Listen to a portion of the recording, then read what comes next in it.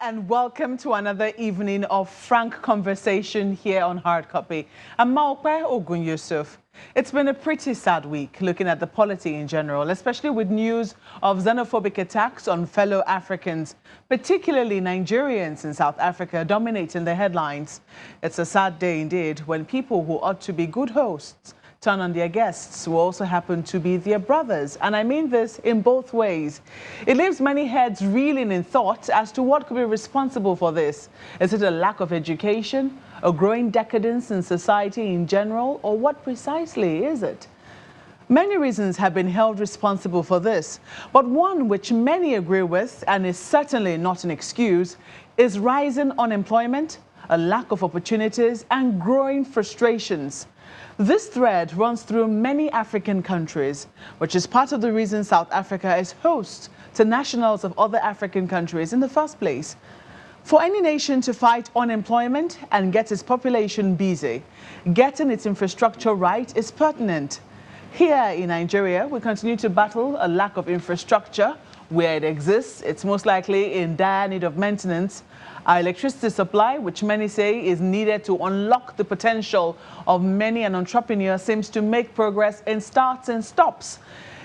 The sector has since been privatized, but it seems that it seems to be somewhat on life support as the investors appear to have run out or perhaps lacked from the very beginning the needed deep pockets to get the sector on track. Nonetheless, we have pushed on. The question is, where are we in our journey to stable and steady supply of electricity in Nigeria? Tonight, I speak with the chairman of the Nigerian Electricity Regulatory Commission, Professor James Momoh. Professor Momoh, welcome to Hard Copy. Good evening, Mape. Thank you so much for inviting me. I'm so honored. Thank you for honoring our invitation. Yeah. It's just been a little over a year. You were appointed sometime in May last year to the NERC, and you came back from the United States. What did you imagine was going to be the challenge at the NERC, considering the problem we have with electricity supply, and what has it been since you got there? Well, thank you very much. I went to the United States to study electrical engineering. And in the process of doing that, I changed majors from communication engineering to systems engineering to power engineering. And why did I do those changes? I saw a need for my country, Nigeria. There is a country where there is a lot of potential. Potential in natural resources, potential in human resources. But we lack one basic thing. We don't have power to drive the technology, to take advantage of the resources that is in abundance in Nigeria. So I decided to study power. And I went very far in the discipline, in the profession. Did very well, either in academics, in research, in development of human potential. That was my lot. And thankfully... And I decided, and one day I woke up. I got a phone call from, thank you, President Buhari, who gave me the opportunity to come back home, to give back to that which I have taken from Nigeria. So indeed you were noticed. I mean, all of your lifetime's work was eventually noticed by those who should notice here in Nigeria, because that was one of the things you say changed why, informed why you changed your course in the United States. The question is, when you got that call from the president, what did you imagine that the problem was with Nigeria? Even while you were studying, I'm sure you must have been making examples of Nigeria, looking at the Nigerian situation. And what has it been since you eventually resumed work as chairman of NERC? First, I knew some of the challenges of Nigerian power sector. I have the privilege of serving either as a consultant or as a resource person within the sector. So I knew the broken down generators. I knew the challenges of distribution companies. I knew what the transmission companies were going through. And I knew that I have the technology and the exposure, having worked in and served as consultant in the USA, working for different utility companies. And therefore, I thought that I have the imagination. I could imagine what is lacking. What was lacking in those days, I felt, it was commitment, the love of the country.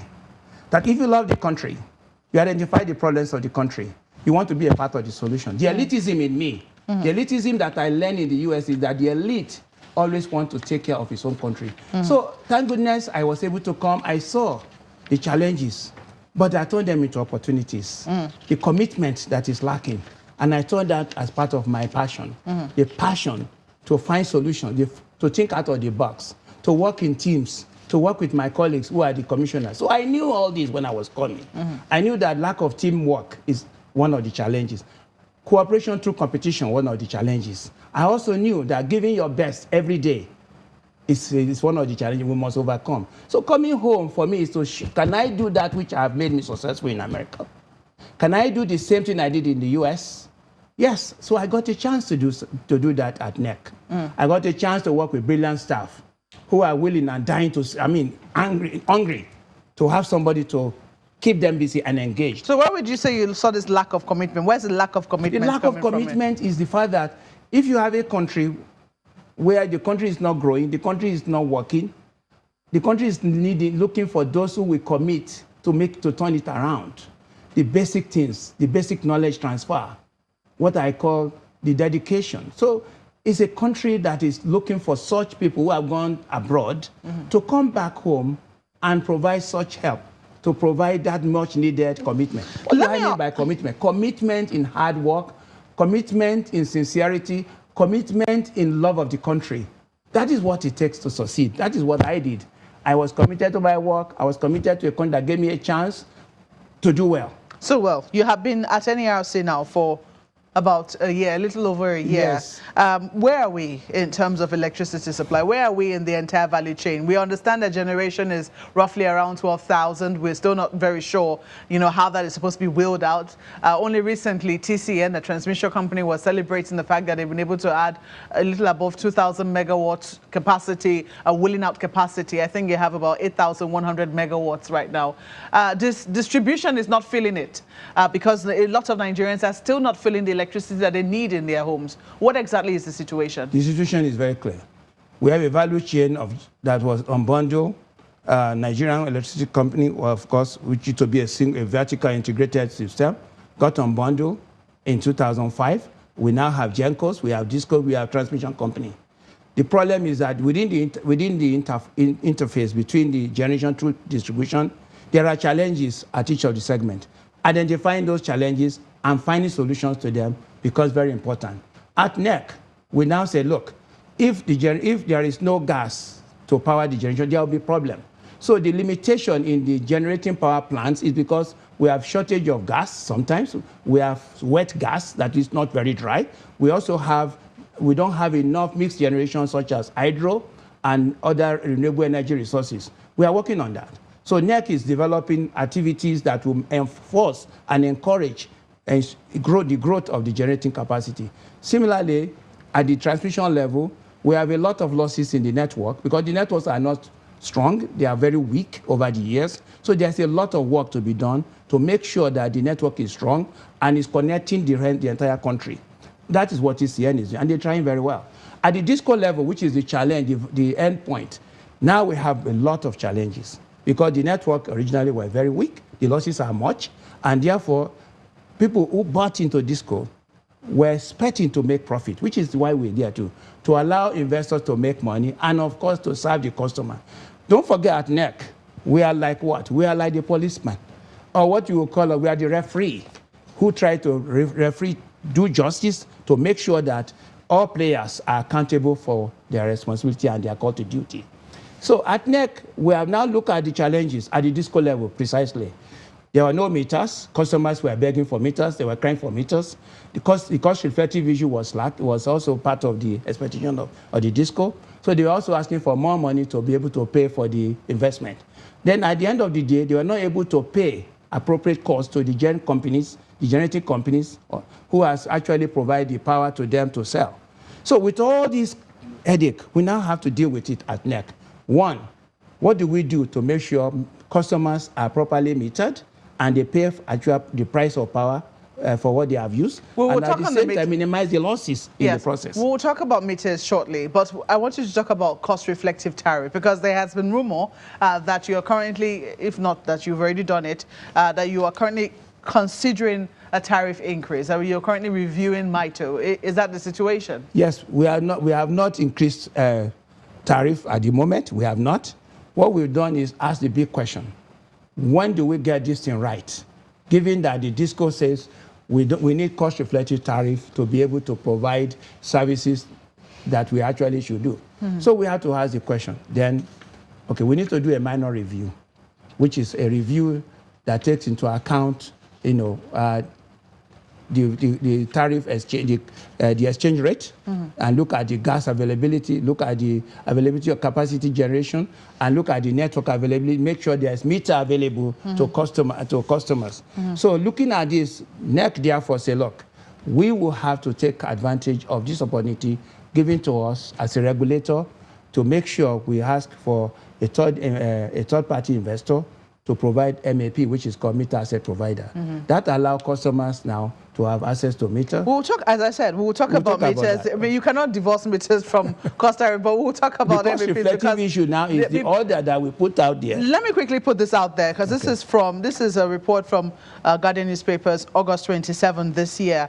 It says that your general manager, Dr. Usman Abba Arabi, had issued a statement saying that there was no tariff increase approved by the commission, but the NERC's general manager and head market competition and rate said there was indeed a review which factored the current economic indices, particularly inflation, exchange rate, and others. Exactly. Is that the situation? That is the situation where we look at all those things. What is a review? What is an increase? The review, no, there was no increase. We said the review is done to make sure all the indicators of macroeconomics is put in place, what you've just said in terms of exchange rate, to make sure there's enough gas and so on and so forth. With all these put together, we now ask the question, do we have meters available to customers? Do we have quality power supply? With all this put together, we say, look, then if the DISCO do the right remittances, pay for the power they use, all right? At the end of the day, then we can put together a date certain where the review, the minor review, gives us a chance to now say, what is the appropriate cost-reflective measure that we must take? So what we have sent out, really, is an order that says what we must do to get the business right. That if the DISCOs recognize that they have to provide quality power, they have to make sure customers are metered, we also have to make sure all the indicators are right, then we can say we've done the review that was lacking before. Mind you, the review was not done since 2015. All right? There was a lot of reasons why it wasn't done. So first of all, let me get this now. Yeah. You've done a review, but you have not effected it. Is that the situation? The review is done to alert the DISCO of their key responsibilities and the responsibility of customers and the expectation of customers, so that when they do provide the response to the questions, the performance improvement that we ask them to do, all right, in terms of making sure the network is strong, making sure all the different equipments are working, and also making sure that the losses are reduced, all right, they got it right. Then, of course, the action that will be following is that with the customers, engaging the customer at the end of the day, maybe by next year, we'll be able to now agree on what should be the appropriate cost. It may even go down. In other words, it may even go down. Setting it doesn't mean it will go up. In other words, you're setting conditions for an increase in tariff. Yes, or a decrease in tariff. It could also be a decrease. It could also be a decrease. Yes, but most likely it will be an increase. Well, I don't know that until we get all the numbers on the table and make sure that everybody is happy at the end of the day. Customers will participate in the debate, in the discussion, such as, okay, what is the right price to pay? But a review in tariff is definitely inevitable, from what you can see. No, there is no. Yes, it has to be done. Well, we have to take a break at this moment. Okay. When we return, we'll be asking where we are in the end to estimated billing, especially with the rollout of the meter asset providers, which is made reference to as the MAP's regulation, which was supposed to fast-track the rollout of meters through third-party investors. Just stay with us.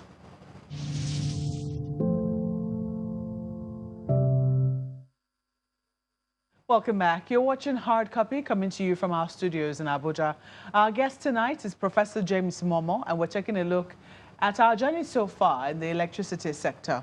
Now, Prof, please kindly speak to this issue of metering, which is an issue that is close to the heart of many Nigerians. I don't think a lot of people would mind paying, for an increase in power supply if they know that they will only be paying for what it is that they're being supplied. You started this rollout program, an ambitious one, to meter Nigerians. I think about 4.6 million registered users already in 3 years. Where are we in that journey? Are you monitoring what is going on? Because so far, a number of people say metering is slow, and in some instances, you have to pay for it. Thank you very much. To the audience, I'm also a customer. I use electricity every day, and I try to pay every day myself. I'm extremely sorry for what we have seen in the country with respect to people not having power, and because they don't have meter, and people who have meters don't probably have power sometimes. All this is the concern of our commission. The commission is fully engaged to overcome this challenge, because we realize that without meter, you'll be paying estimated bills, which we don't like to see happen in Nigeria. So what have we done? We have, as you said, a third-party investor who now take care of the cost of supplying meter to the customer. And I think what we have done at NERC is to give permits to such customers and to such investors. And they are now engaged. By May 1st, we gave them a starting point to start rolling out meters.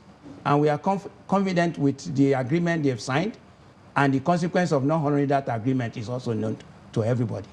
So the MAP, the map providers, are engaged. We are monitoring them. I think the report will be out by the end of this month or by middle of this month to how far they have gone. Let us hear from the horse's mouth. What exactly is the consequence if they don't meet up? Well, there will be a suspension of their, of their license to their permit. They will not be able to continue. So it will be withdrawn very quickly. So it's like everything else. You don't pay up, you don't do your work, there will be a consequence. Right? Are you monitoring how far they've gone with the metering? Yes, you let them start operating, is it May 1? Yeah. This is already September. We've been having meetings with them. And of course, maybe by the 10th of this month, for example, we'll have our first quarterly report of how many meters they rolled out. And we've been reading newspaper in terms of what they have done. And our engagement in the public, many customers have written, and they've also talked to us that it is working, that they've got meters, either in terms of a single-phase meter or a three-phase meter, and in terms of front payment or the one they have to do by installment. So I believe that it is working, and I believe it is the one thing that NERC has done well in the last 12 months to ensure that customer will no longer have to pay those crazy bills or those estimated bills. And of course, we've also put in place that should, in case that meter is not in your house on time, there's going to be what you call capping. Capping is going to ensure that a maximum amount is paid by customers who have no meter at the time they should have it. And of course, what that means, it will discourage the discos, obviously, because they won't be making money if we control the maximum they can charge a customer. So that will also encourage the discos to provide meters to all customers that have been enumerated. Like you said, we hope that by the end, within 2 years going forward, about 4 to 5 million Nigerians who have been enumerated to have meters will be metered. And of course, that will solve all the problems that we have right now. And that will also allow disco to do remittance of payment quickly to the GENCOs or to the value chain for which the supply is given. Just quickly, I want you to speak to the liquidity challenge that discos are currently facing. You have set conditions for them upon which you would, you might be taking a review of the tariff, which which you have said could either go up or go down. You have asked them to make new investment and all whatnot. But the question is, can they really do it? You know that they are facing a liquidity challenge. How do you expect them to do it? Well, what the instrument we put in place now is going to solve their problems. They know it and we know it, such as making sure there's a performance improvement plan that they've signed up on, which also enables them to provide an efficient and quality service to customers. There is also be a minimum remittance that they're going to have to do, because we have already taken care of all the burdens of historical debts that the government has also taken care of, thanks to the President Buhari. All the MDA debts that is in the billions is being taken care of and is removed from their debt. So in which case they have less complaint in terms of Government has not done its own part. Government agencies are hoeing. So it is off the table. So in which case we've kept their book clean now, all right? So they can now do business like everybody else does. And if they don't do it, then we will have no cause within the next 2 years to have to say, well, you may have to return your license. That's important. There's going to be a consequence for any no action. There will be a consequence. Are you getting the support of Nigerians? I think the former Minister of Power, Works and Housing was canvassing for support for NERC. He was asking, I think, was members of the Senate while he was being interviewed or being screened, so to speak, that you get support, the support that you need to sanction airing discos. Are you getting the support that you need? We have all the power. It's in the art. Indeed. What we are supposed to do, we don't need to be reminded what to do. We know what to do, but we don't just act by fiat. We do all our critical thinking. We combine all the, we look at all the sides of the customer side and the disco side. We bring all that to the table before we take action. And when we do take action, we don't look back. We make sure that what we decide to do is based on economic implication, the technical implication, and the legal implication. When we put all and the customer concern, we put all this together, that's when we make decisions. How do you see the role of NERC evolving as the renewable energy is coming on board as well? The alternate energy sources is a must in Nigeria because we have abundant sunshine and wind in Nigeria. So we are so blessed as a country. Whereas we have all the gas, we have hydro, we have mini hydro, and we have water all over the country. But taking advantage of mini grids in the villages, taking advantage of mini grid through solar energy, which is renewable energy. It will allow even the campuses in Nigeria. Our university students will now be able to have 24/7 electricity. In fact, I just came back from Kano, where they are energizing the economy of campuses. So we are supporting this effort. We are supporting this initiative of making sure renewable energy by 2030, almost 30% of our supply will be coming from renewable energy. That's what's done in advanced country. So we are ready to take advantage of this. And NERC, we have rules and regulations and permits and licenses that is given to people who want to invest in the area of renewable energy to power homes, to power churches, to power schools, to power markets, like Area market, like Sura market, Zungeru market. These are all the places where renewable energy is being used to provide power to different merchandise. Can you tell us? Can you imagine? Yes. Now people can make money. You can provide 24/7 power, which we cannot guarantee otherwise. So you can have a standalone power, a grid-connected power, and it's all good. And it's inexpensive. Yes, and people have been talking about eligible, the eligible customers. I think only recently an estate somewhere in Magodo in Lagos, was connected, became an eligible customer. Yeah. And people raised some concerns, even though, yes, the residents were happy. People raised concerns as to, what exactly is being produced has not exactly increased. It just means that some people will get preferential treatment. How do you manage that sort of situation? Well, this is a good question. Managing that is where we say we want to provide quality power for underserved or unserved area. We cannot rely on the central generating power plant to get there.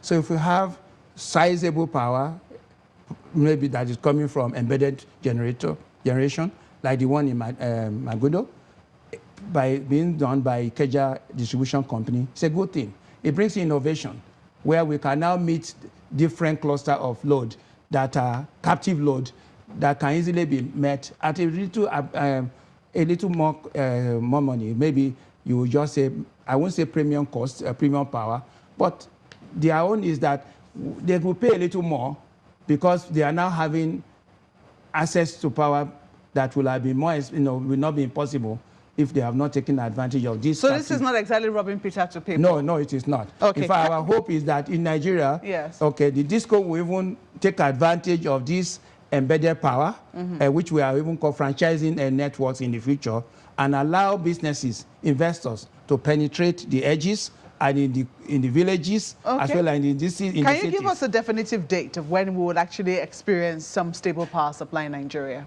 Do you have a target? Well, we are committed to improve the quality of life of Nigeria every day and every minute. The target is that by the time we've improved meter within 2 years, that's a target right there. That will take advantage of, that will improve the quality of service all over the country. By the time we allow renewable energy, that will also, before 2030, a lot will be done. Formally, I'm saying, do we have a target when all Nigerians will be powered?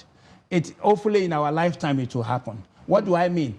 It is going to happen because there is a big need for power supply to run businesses in Nigeria. Sir, and Nigeria is want to be the number 20 in the world. We have to go now, Professor. We have to thank you very much for coming on Hard Copy tonight. Well, that's the program tonight, but we always look forward to listening to what you have to say. Send us a comment or two on hardcopy@channelstv.com or use our Twitter handle @CTV Hardcopy. Thank you for watching. I'm Momoh. See you next time.